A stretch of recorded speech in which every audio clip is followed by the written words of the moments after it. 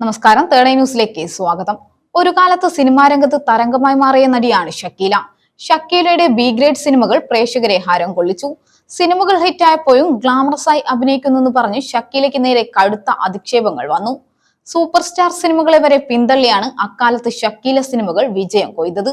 ഒരു ഘട്ടത്തിൽ നടി ഇത്തരം സിനിമകൾ അഭിനയിക്കുന്നത് നിർത്തി. ഇന്ന് സിനിമാ രംഗത്ത് ഷക്കീല സജീവമല്ല. തമിഴ് ഷോകളിൽ നടി സാന്നിധ്യം അറിയിക്കാറുണ്ട്. ഇപ്പോൾ ഷക്കീലയെ കുറിച്ച് തുറന്നു സംസാരിച്ചിരിക്കുകയാണ് സംവിധായകൻ ശരത് ബേബി മാത്യു.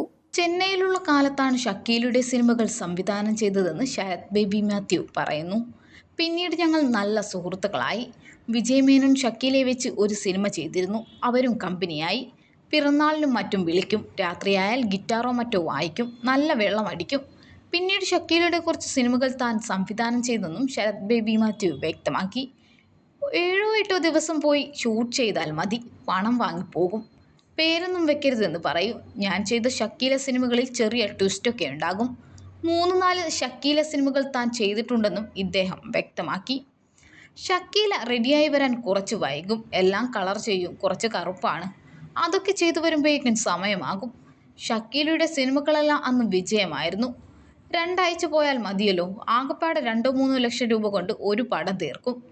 പിന്നീട് ഷക്കീല സിനിമകൾ പ്രമുഖർ ഇടപെട്ട് നിർത്തിച്ചതാണെന്നും സംവിധായകൻ പറയുന്നു. സ്ത്രീകളെ കയ്യിലെടുത്ത് ഈ പടങ്ങൾ പാടില്ലെന്ന് പോസ്റ്റർ ഒട്ടിച്ചു. ആരാണത് ചെയ്തതെന്ന് പറയാൻ പറ്റില്ല. മമ്മൂട്ടിയും മോഹൻലാലുമാണെന്ന് പിന്നീടൊരു പ്രചരണം ഉണ്ടായെന്നും സംവിധായകൻ ചൂണ്ടിക്കാട്ടി. ഈ സിനിമകൾ ചെയ്യാൻ ആർട്ടിസ്റ്റുകൾക്ക് പല റേറ്റാണ്. മുഴുവനായും കാണിക്കണമെങ്കിൽ അതിനൊരു റേറ്റ് ഉണ്ടാവും. കുറച്ചാണെങ്കിൽ അതിനൊരു റേറ്റ്.